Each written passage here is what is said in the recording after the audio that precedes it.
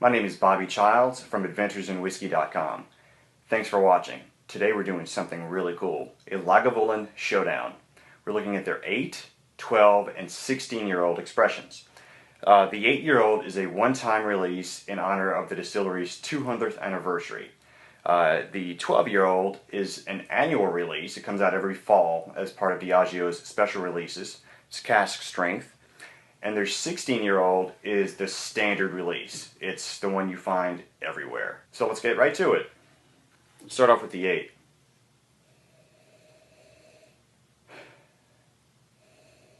You really do get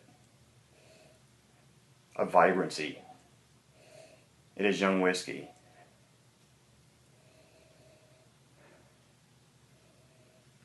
You get a lot of that, the distillery's kind of wood fire smoke.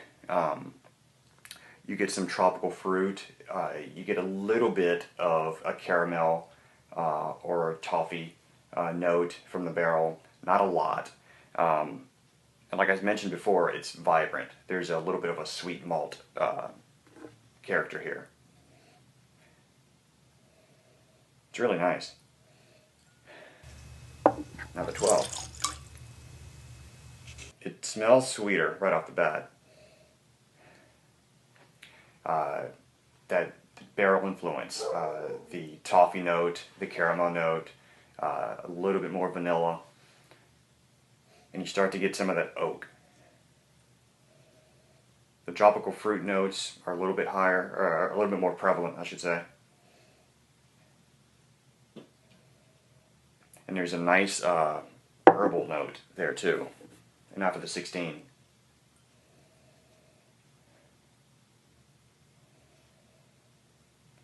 Definitely the fruitier notes, dried fruits, dark fruits, they're a bit stronger here. As is the toffee note.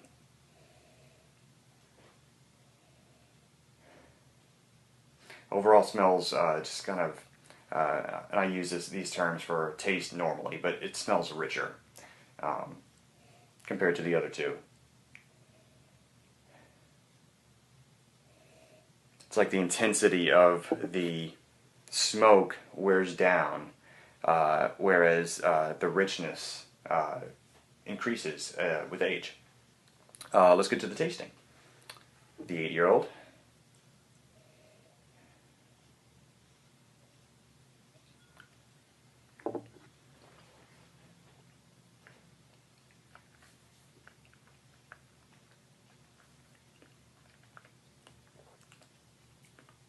It's really good. Start off sweet. You get the maltiness, a big smoke note, as you'd expect from Lagavulin.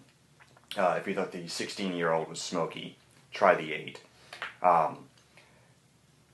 There's a sweet malt note. There's a little bit of like an anise or a licorice note towards the end. It's got a little bit more heat, a little bit more vibrancy. In the beginning, the end, there's a tiny bit of spice, and it's kind of a sweet smoke finish. It's really nice. Now for the 12.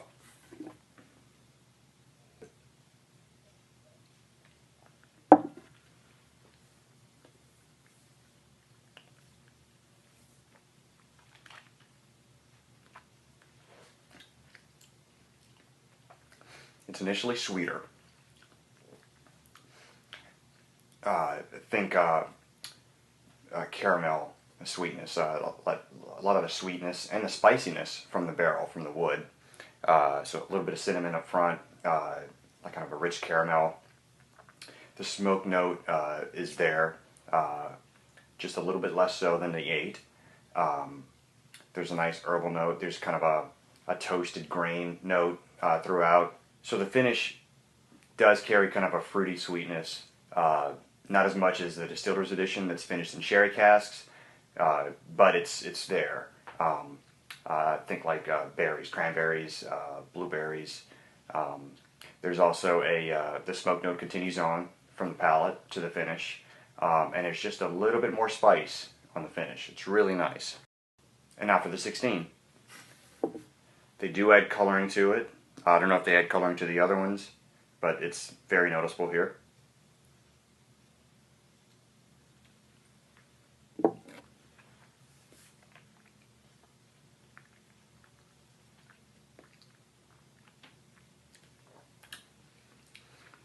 By comparison to the other two, this is the lowest proof, so it feels a little bit watered down,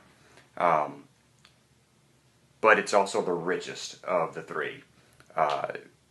There's a kind of a rich caramel, like a salted caramel, a little brine, not too much. The smoke note is there. It's kind of in the background. There's some tropical fruit, mangoes, a little bit of pineapple. The finish here doesn't last as long as the 8 or the 12. And those notes sort of continue. There's that kind of a really toasted grain note, a little bit of oak spice, and of course that sweet smoke that's a character of all Lagavulin whiskeys. So which one's my favorite? The 8's very young, very vibrant, but not rough around the edges. It's really good. Nice and smoky. The 16 by comparison is just a bit more mellow, but richer at the same time. I think the 12 hits that sweet spot for me. The high proof, the spiciness, it still has a vibrancy, but it still brings on some of the richness that the barrel provides. But really, you can't go wrong with either of them. I hope this helps out. You can read more detailed reviews at adventuresinwhiskey.com. I'm going to pour another glass of 12 and enjoy the night. See you soon.